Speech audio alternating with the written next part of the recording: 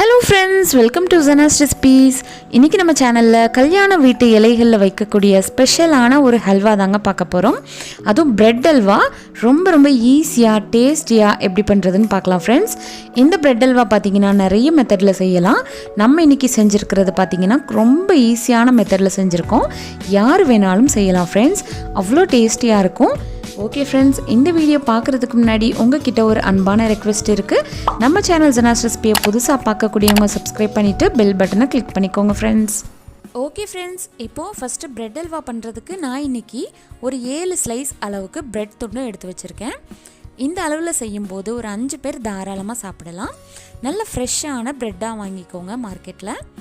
இப்போது bread slice எவ்வளோ வேணுமோ அந்தளவுக்கு எடுத்துகிட்டு இது போல் லைட்டாக பிச்சு போட்டுக்கோங்க. நம்ம எப்படியும் இதை மிக்சியில் போட்டு நல்லா அரைக்க போகிறோம், அதனால் இது போல் லைட்டாக பிச்சு போட்டுக்கிட்டால் போதும்.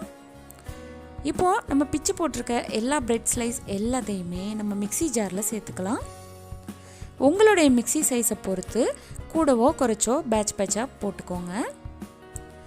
இப்போது நம்ம சேர்த்து வச்சுருக்க எல்லா பிரெட் ஸ்லைஸ் எல்லாத்தையுமே நம்ம இது போல் நல்லா அரைச்சிட்டு எடுத்துகிட்டு வந்துடலாம்.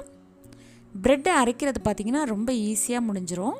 லைட்டாக ஃபஸ்ட்டு கிரில் பண்ணிவிட்டு அதுக்கப்புறம் ஒரு சுற்றினீங்கன்னா போதும், சட்டுன்னு அரைஞ்சிரும்.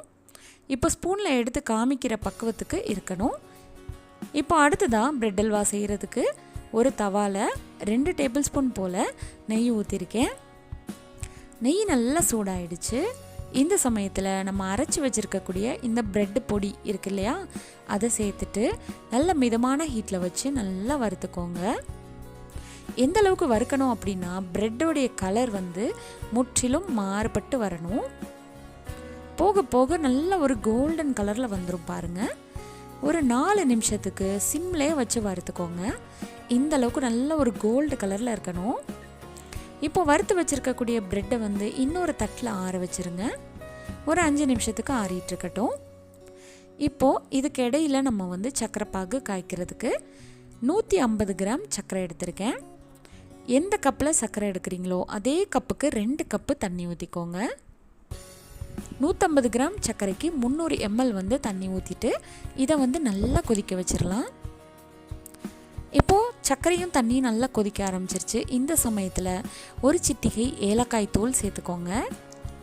இப்போது இது போல் நல்லா சலசலன்னு கொதித்ததுக்கப்புறமா நம்ம வறுத்து வச்சுருக்கக்கூடிய இந்த பிரெட் பொடி எல்லாத்தையும் இதில் சேர்த்துடலாம். சேர்த்துட்டு அடுப்பை ரொம்ப சிம்மில் வச்சுட்டு லைட்டாக கிளறி விட்டுக்கோங்க. பிரெட்டு பார்த்திங்கன்னா இயற்கையாகவே அதுக்கு தண்ணியை உறிஞ்சக்கூடிய சக்தி இருக்குது. நம்ம எவ்வளோ தண்ணி ஊற்றினாலும் நல்லா சட்டுன்னு உறிஞ்சிரும் பாருங்கள். நம்ம 2 கப்பு தண்ணி ஊற்றிருக்கோம், அது எல்லாத்தையுமே ஒரு செகண்டில் உறிஞ்சிருச்சு. இந்த அளவுக்கு இருந்தால் தான் கரெக்டாக இருக்கும், இல்லைன்னா ரொம்ப குழைவாக இருக்கும். இப்போது தண்ணியெல்லாம் உறிஞ்சதுக்கப்புறமா இதில் நம்ம பால் சேர்க்க போகிறோம். பால் எவ்வளோ எடுத்திருக்கேன் அப்படின்னா 100 ml அளவுக்கு நல்ல திக்கான பாலாக எடுத்திருக்கேன். பால் சேர்க்கலாம், அல்லது பால் பொடி இருந்துச்சுன்னா அதை கூட நீங்கள் சேர்க்கலாம், அல்லது மில்க் மைடு இருந்துச்சுன்னா கூட ஒரு 3 டேபிள் ஸ்பூன் அளவுக்கு மில்க் மைட் கூட சேர்த்துக்கலாம். பால் சம்மந்தப்பட்ட எந்த பொருள் வேணாலும் சேர்த்துட்டு மறுபடியும் நல்லா மிக்ஸ் பண்ணிக்கோங்க. இப்போது பாலெல்லாம் நல்லா உறிஞ்சதுக்கப்புறம் இந்த பக்குவத்துக்கு வந்துடும். மறுபடியும் 1 ஸ்பூனோ 2 ஸ்பூனோ உங்களுக்கு தேவையான அளவுக்கு நெய் ஊற்றிக்கோங்க. பிரெட் ஹல்வா பார்த்திங்கன்னா ஒரு 10 நிமிஷத்துக்குள்ளே வேலை முடிஞ்சிடும் ஃப்ரெண்ட்ஸ். ரொம்ப ஈஸியாக சட்டுன்னு செஞ்சிடலாம்.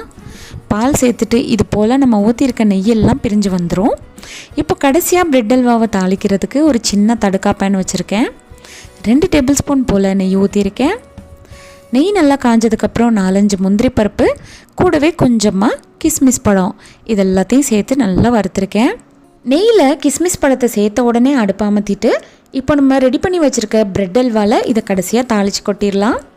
இப்போ செம்ம டேஸ்ட்டாக இருக்கக்கூடிய கம நெய் வாசனையோடு இருக்கக்கூடிய பிரெட் ஹல்வா ரெடி ஆகிடுச்சு ஃப்ரெண்ட்ஸ். இந்த ஸ்பெஷலான பிரெட் ஹல்வாவை கல்யாண வீட்டு இலையில் சாப்பிட்ருப்பீங்க. உங்கள் வீட்டில் யாராச்சும் திடீர்னு கெஸ்ட் வந்துட்டாங்கன்னா இந்த பிரெட் ஹல்வாவை 10லேருந்து 15 நிமிஷத்துக்குள்ளே செஞ்சு கொடுத்து பாருங்கள். ரொம்ப டேஸ்டியாக இருக்கும். இதே போல் ஈஸியான ஹல்வா ரெசிபி வேணும்னா நம்ம சேனல் ஹல்வா ரெசிபியை சப்ஸ்கிரைப் பண்ணிவிட்டு புதுசாக பார்க்கக்கூடியவங்க லைக் அண்ட் ஷேர் பண்ணுங்கள். இதே போல் செம்ம ஈஸியாக டேஸ்ட்டாக நிறைய ரெசிபிஸ் வந்துட்டுருக்கு. தேங்க்யூ, தேங்க்ஸ் ஃபார் வாட்சிங்.